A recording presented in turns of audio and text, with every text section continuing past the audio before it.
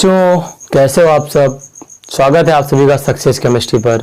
और जैसा आप सभी जानते हो, हम लोग इस टॉपिक पे गैसेस स्टेट कर रहे हैं। ठीक है, तो आप में से काफ़ी लोग जो है अभी चैनल पे नए होंगे, तो आप चैनल पे अगर नए हैं तो आपको इस प्रीवियस वीडियो का लेक्चर जो है आपको डिस्क्रिप्शन बॉक्स में मिल जाएगा। वहाँ से आप देख सकते हो। लास्ट क्लास में हम लोगों ने एक क्वेश्चन दिया था, एक बहुत प्यारा सा क्वेश्चन दिया था, जहां पर हमको P/5.67 समथिंग के अराउंड की वैल्यू बतानी थी। बहुत सिंपल सा क्वेश्चन था। वहां पे थोड़े से मैथ्स के लॉजिक थे, उनको लगने थे। कुछ लोगों ने ट्राई भी किया है, कुछ लोगों का नहीं आया होगा, बट कोई बात नहीं। जिसका आ गया बहुत अच्छा, जिसका नहीं आया है वो ध्यान से देखेंगे। वो क्वेश्चन क्या था एक बार मैं रिपीट कर देता हूं। If volume occupied by CO2 molecule is negligible, then calculate the value of P/5.277 when P is pressure and exerted by 1 mole of CO2 gas at 300 Kelvin. 1 molecule of CO2 gas at 300 Kelvin. The value of A equal to 3.592 ATM litre square mole inverse. ये आपका question था। अगर इस question को हम solve करने जाए, देखो क्या होगा। तो हमको पता है P प्लस A/V स्क्वायर, मोल 1 है तो कोई बात नहीं, n स्क्वायर को 1 रख देंगे। V माइनस एन भी होता है, n की वैल्यू 1 है, दैट विल बी RT। कह रहा है volume of the CO2 molecule is negligible, मतलब गैस के पार्टिकल का वॉल्यूम क्या है, नेग्लिजिबल है। इसका मतलब क्या, अगर गैस के पार्टिकल का वॉल्यूम नेग्लिजिबल है, दैट मीन जो गैस के मॉलिक्यूल है उनका वॉल्यूम टोटल वॉल्यूम के कंपैरिजन में क्या है, नेग्लिजिबल है। That means V minus V will be equal to approx V, that will equal to P plus A/V square, V equal to RT। चलिए देखते हैं। PV plus A/V equal to RT को divide कर दो। PV/RT plus A/V RT equal to 1। ये value क्या होती है आपकी, ये वैल्यू हाँ आपको दिया हुआ है P/5.227 कैलकुलेट करना है। ठीक है, तो एक काम करो, कुछ इसको VRT यहाँ पे LCM हो जाएगा, तो इसी से तो आपको सॉल्व करना होगा। तो क्या होगा ये PV square, RT cancel, PV square plus VRT cancel, ये होगा A इक्वल टू 1। यहां से देखो हो जाएगा PV स्क्वायर, VRT इधर जाएगा, फिर इधर आ जाएगा minus VRT plus A equal to 0। ठीक, आपको पता है कि अगर वॉल्यूम जो होगा वो कंटेनर का कोई एक ही होगा। If the root of the, यहीं पे मैथ का कॉन्सेप्ट लगना था कि अगर दोनों रूट इक्वल है, that means discriminant D equal to क्या हो जाएगा, 0। That means V square minus 4AC will be equal to 0। B क्या होता है, ऐसे फॉर्मूला होता है ना, AX square plus BX plus C equal to 0। इससे कंपेरिजन करो तो A की वैल्यू क्या आएगी P, B की वैल्यू क्या आएगी माइनस V, हाँ सॉरी माइनस V, RT आएगी और आपका जो C होगा वो A होगा। वैल्यू रख दो A की जगह, V स्क्वायर मतलब RT स्क्वायर माइनस RT का स्क्वायर माइनस 4A, A की वैल्यू P इंटू C की value A, that will equal to 0।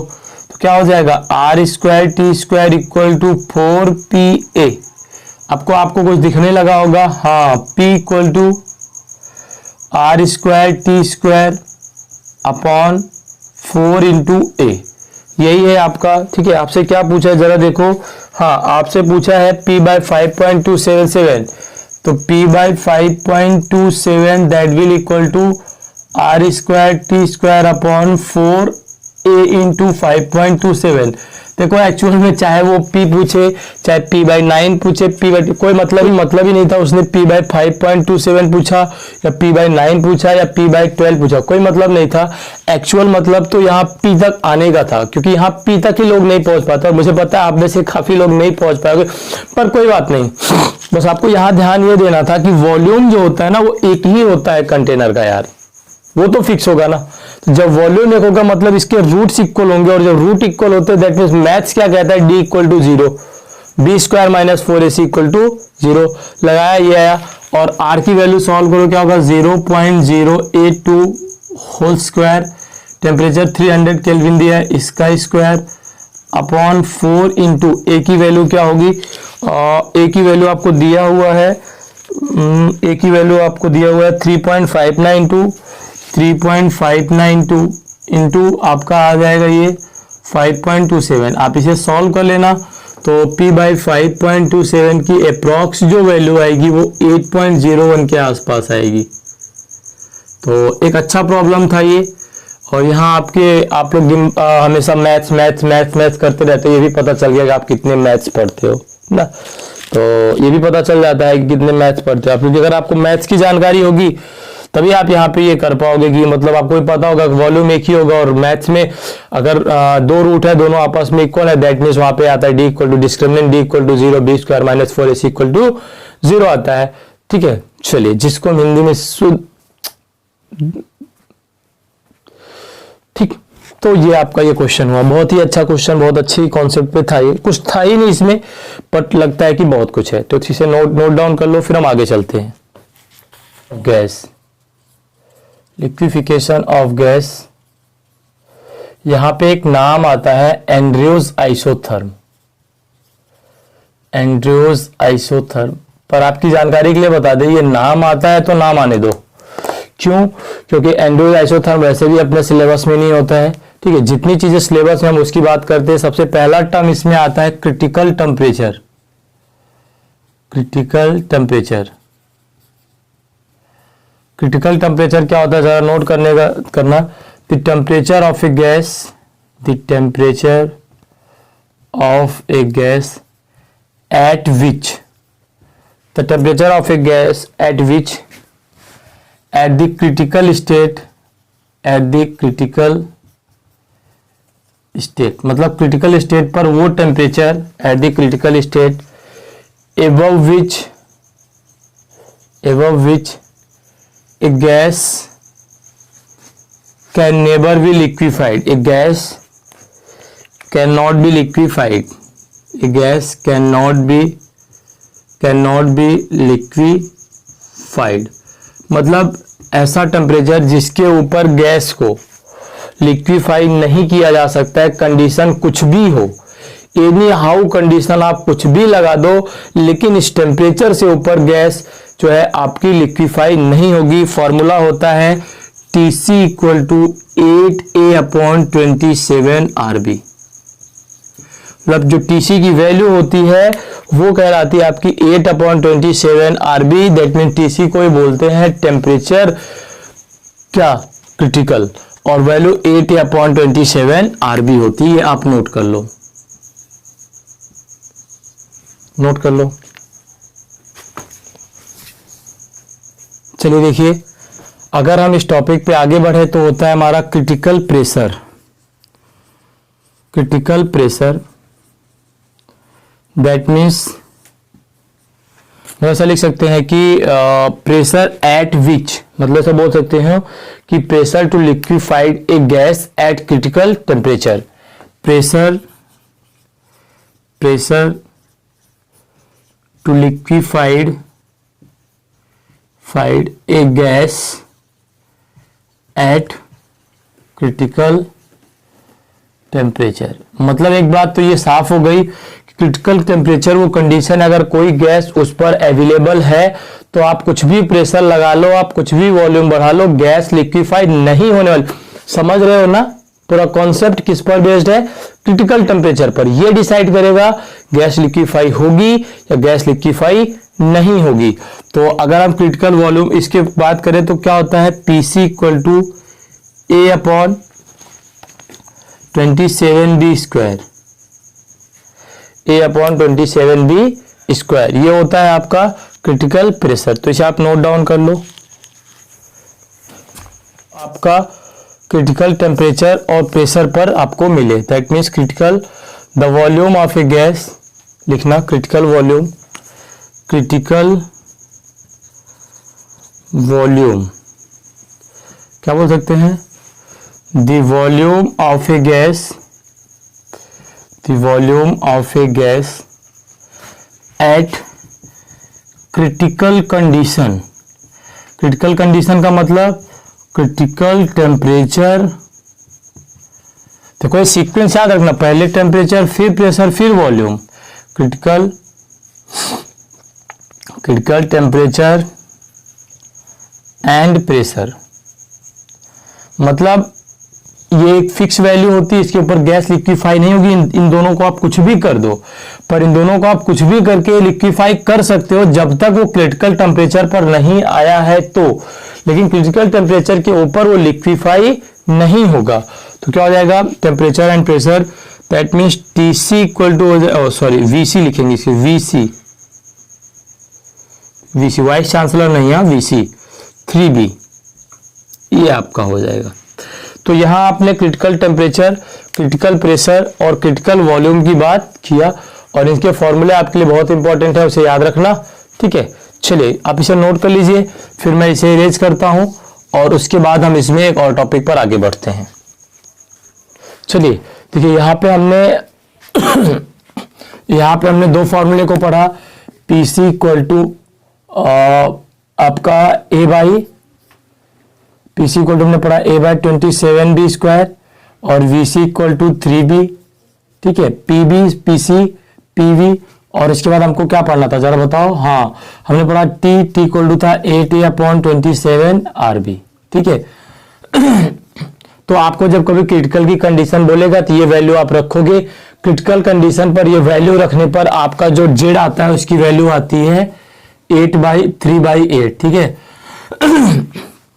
ये सारा आपको आइडियल गैस में रखना है, वहां से मिल जाएगा। सिंपल से आपके सामने पी, वी और टी दिया हुआ, ये वैल्यू पुट करोगे तो आपको जो आंसर मिलेगा वो 3/8 होगा। ठीक है, तो ये पूरा कॉन्सेप्ट था आपका क्रिटिकल का। क्रिटिकल कंडीशन की, क्रिटिकल कंडीशन क्या होती है, पहला पॉइंट है क्रिटिकल कंडीशन। देखिए बताता हूं कि वो पॉइंट जहां पर लिक्विड और वेपर दोनों की डेंसिटी इक्वल हो जाए, लिखना। क्रिटिकल कंडीशन तो अलग चीज हो गई, क्या कंडीशन है, क्रिटिकल पॉइंट आप रीडिंग डालो। ठीक है, क्रिटिकल पॉइंट की बात करें तो वो पॉइंट जहां पर the density of gas and liquid become equal. समझ रहे हो, बहुत बड़ी बात हो रही है। अगर आपको देखा जाए तो डेंसिटी ऑफ लिक्विड, सिर्फ एक लिक्विड वाटर को छोड़ के बाकी हर केस में density of liquid is always greater than density of vapour, ज्यादा होती है। पर ऐसी कंडीशन आएगी जहां पर आपका जो डेंसिटी ऑफ गैस है वो लिक्विड के बिकम इक्वल हो जाएगी, density of gas and liquid become equal, उस कंडीशन को बोलते हैं क्रिटिकल कंडीशन। चलो ऐसी कंडीशन आएगी, लिखिएगा दूसरा point, the boundary between the liquid and vapours will be disappear. समझ रहे हो ये बात समझ रहे हो कि नहीं। जो बाउंड्री है इन दोनों के बीच वो खत्म हो जाएगी। मान लो अब एक लिक्विड को मिला है और एक वेपर को मिला है और कंडीशन क्रिटिकल है, इनके बीच कोई कोई भी मतलब कहते हैं ना बाउंड्री नहीं, मतलब they are mix up to each other, वो एक दूसरे के साथ मिक्स हो जाएंगे। That means the boundary between the liquid and vapour will be disappear. Note कर लो। एक शब्द और बोल सकते हो कि there is no distinguish force between them. There is no distinguish force between them. अब उनके बीच में कोई फोर्स नहीं है ना, क्योंकि अगर फोर्स होता तो बाउंड्री होती है और बाउंड्री नहीं है तो मतलब कोई फोर्स उनके बीच में नहीं है। ठीक है, तो ये दूसरा पॉइंट नोट कर लो। थर्ड पॉइंट बहुत इंपॉर्टेंट है जिसको हम कहते हैं कि gases below it's critical temperature is called gases below its critical temperature is called vapor। अब ये नहीं कहोगे लिक्विड को हीट करने पर जो है ये वेपर होता, नहीं, जो गैस अपने क्रिटिकल टेम्परेचर के नीचे है उसको बोलते हैं वेपर। अच्छा, अगली बात करें, क्रिटिकल टेम्परेचर जितना ज्यादा होगा, क्रिटिकल टेम्परेचर ही सारी बात डिपेंड कर रहा था, मतलब क्रिटिकल टेम्परेचर जितना ज्यादा होगा मतलब directly proportional to liquefaction of gas, मतलब लिक्विफिकेशन उतना ही अच्छा होगा। तो ये चार बातें आपकी कहां से रिलेटेड थी? क्रिटिकल टेम्परेचर से रिलेटेड थी। ठीक, तो आप इसे नोट डाउन कर लो और फिर हम इस टॉपिक पे आगे मूव आउट करते हैं। वो बहुत अच्छा टॉपिक है, ठीक है, जिसको हम बोलते हैं बॉयल्स टेम्परेचर। तो आप इसे नोट डाउन कर लो, फिर हम बॉयल्स टेम्परेचर पे मूव करते हैं। बॉयल्स टेम्परेचर अपना अगला टॉपिक है, बॉयल्स टेम्परेचर। बच्चों क्या हाल चाल? बढ़िया एकदम, मजे से पढ़ाई हो रही है? चलिए, बड़ी अच्छी बात है, आप लोग पढ़ रहे हो, ये बहुत खुशी की बात है। देखो, अगर बॉयल्स टेम्परेचर की बात करें तो क्या होगा, जरा देखो। चलिए, बॉयल्स टेम्परेचर की बात करते हैं। दैट मीन्स एक सिंपल सा कॉन्सेप्ट है बॉयल्स टेम्परेचर का, मतलब ऐसा टेम्परेचर जिसपे कोई ideal gas, real gas starts behaving like an ideal gas. That means temperature at which a real gas starts behaving like an ideal gas। Temperature at which a real gas starts behaving like an ideal gas, मतलब उस temperature पर जहां पे real gas जो है आपका ideal gas के जैसा बिहेव करने लगे, that is called boils temperature. अगर बॉयल्स टेम्परेचर की बात की जाए, वैल्यू आती है TC इक्वल टू A/RB, ये होता है। ठीक, इसके बाद एक और टॉपिक आता है जिसका नाम होता है इन्वर्जन टेम्परेचर। इन्वर्जन टेम्परेचर कुछ होता नहीं है, बस आपको इसका फॉर्मूला याद रखना है। Inversion temperature TI that will equal to 2A/RB। Value put करो, TI equal to 2 into A/RB की जगह TC लिख सकते हैं, तो ये फॉर्मूला आता है। तो ये आपका ओवरऑल कॉन्सेप्ट था बॉयल्स टेम्परेचर और इन्वर्जन टेम्परेचर पे। बॉयल्स टेम्परेचर आपको याद रखना है, इन्वर्जन तो आपको याद ही आ जाएगा, 2 टाइम्स होता है। Temperature at which real gas starts behaving like an ideal gas, मतलब वो टेम्परेचर जहां पे आपकी कोई रियल गैस आइडियल गैस के जैसा बिहेव करना स्टार्ट कर दे, दैट इज कॉल्ड टेम्परेचर, मतलब बॉयल्स टेम्परेचर। ठीक है, तो आप इसे नोट कर लो और इस आज के टॉपिक पे हम लास्ट टॉपिक पे मूव करते हैं जिसका नाम है वेरियल इक्वेशन ऑफ स्टेट। तो आप इसे नोट डाउन कर लो। चलिए, आज सबसे इंपॉर्टेंट टॉपिक पढ़ते हैं जिसका नाम है वेरियल इक्वेशन ऑफ स्टेट। वेरियल,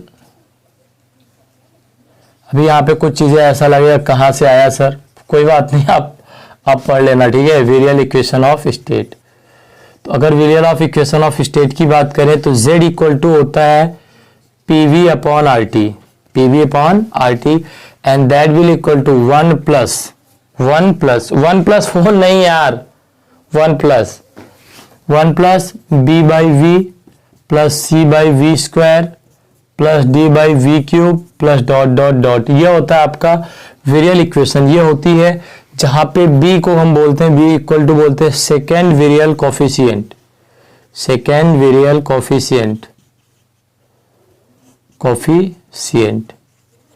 और अगर हम C की बात करें तब क्या होगा, ये थर्ड हो जाएगा, third virial equation of state, third virial coefficient. देखो ऐसी वैल्यू आपकी बढ़ती जाएगी, ये फोर्थ हो जाएगा, D सब ऐसे होता जाएगा। अच्छा, हमको पता है PV इक्वल टू क्या होता है, nRT। PV इक्वल टू क्या होता है, nRT। अच्छा, ये तो हमारा कौन सा फॉर्मूला हुआ, ये तो हमारा आइडियल का फॉर्मूला हुआ। अच्छा, एग्जैक्टली अगर हम बात करें तो क्या होता है, P plus A/V square, V minus V equal to क्या हो जाएगा, RT। ये हो जाएगी P plus V square A/V square equal to V minus V equal to RT। अच्छा, मैं काम करता हूँ, P प्लस A/V स्क्वायर को ऐसे रहने देता हूँ, इसको इधर देखो, V माइनस V को इधर लेके जाओ, RT upon V minus V हो जाएगा, कोई प्रॉब्लम नहीं। ये हो गया, हो जाने दो। P plus AV square equal to RT V minus V हो गया। देखो आप इसको ऐसे लिख सकते हो, और जो V माइनस V है ठीक है, v माइनस बी, इसको हम ऊपर लेके जाएंगे, लिख सकते हैं R T v minus V का पावर -1। यहां से अगर आप v बाहर निकालोगे तो 1/v बाहर निकले क्योंकि पावर -1 है। दैट मीन्स आपका हो जाएगा p plus A by V square equal to, आप कितना कॉमन लोगे v, तो R T by V equal to 1 minus v by we की पावर -1। ये हो जाएगा। एक काम करो, v को यहाँ पे कैंसिल आउट करोगे तो v का मल्टीप्लाई हो जाएगा। जरा देखो क्या आएगा, ध्यान से देखना, बहुत इंपॉर्टेंट फॉर्मूला निकल के आने वाला है। PV equal to PV plus A by V, PV plus A by V, V से भी कैंसिल हो जाएगा, इक्वल टू आएगा R T 1 minus B by we की पावर -1। ये आ गया। आर टी को डिवाइड कर दो, PV upon are t plus, ये कर सकते हैं, आर टी डिवाइड कर दो पीबी अपॉन आर टी, और फिर आपका ये हो जाएगा a by we are t equal to 1 minus v by we की पावर -1। ये हो जाएगा। ठीक है, चलिए देखिए इस वैल्यू को क्या लिख सकते हैं हम, z लिख सकते हैं, लिख दो पीवी अपॉन आर टी को क्या लिख सकते हैं, z। तो z, अब इसको देखो मैं लिख सकता हूं इस फॉर्मूले को 1 माइनस एक्स का होल स्क्वायर, 1 माइनस एक्स की पावर -1। मैथ्स में क्या होता है, 1 माइनस एक्स की पावर -1 होता है 1 plus x square plus x cube. ठीक है, ये आपका एक फॉर्मूला होता है वहां पे, 1 minus x plus x square plus x cube dot dot dot, ऐसे ही आता है यह वैल्यू। ठीक है, चलिए तो अगर हम बात करें यहां से क्या निकल गया, जरा देखो यहां से हो जाएगा 1 प्लस बी बाई वी पहला प्लस वी बाई वी का होल स्क्वायर दूसरा प्लस डॉट डॉट डॉट। अब देखो ये इधर आएगा तो minus A by we are T हो जाएगा। जेड इक्वल टू, काम करो ये देखो दोनों का v सेम है, कॉमन ले लो इसको, तो क्या होगा 1 plus B by V minus A by we are T, ये हो जाएगा, एंड प्लस आपका v बाई वी का whole square plus dot dot dot. यहां से z इक्वल टू आपका आ जाएगा z इक्वल टू 1 प्लस, यहां से 1 बाई वी कॉमन ले लो, v minus A by r t plus B by we का whole square plus dot dot dot. ठीक है, आप नोट कर लो, फिर हम आगे बात करते हैं इस पे। नोट कर लीजिए फटाफट। ओके, चलिए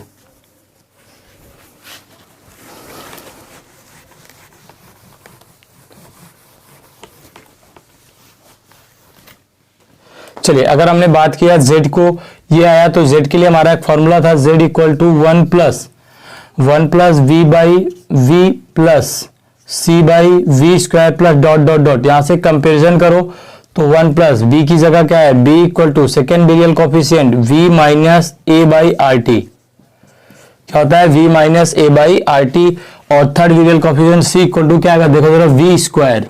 तो ये दोनों वैल्यू आपसे बहुत पूछता है, what will be the value of second variable coefficient and what will be the value of first, मतलब सेकेंड और थर्ड वेरिएबल कोफिशिएंट।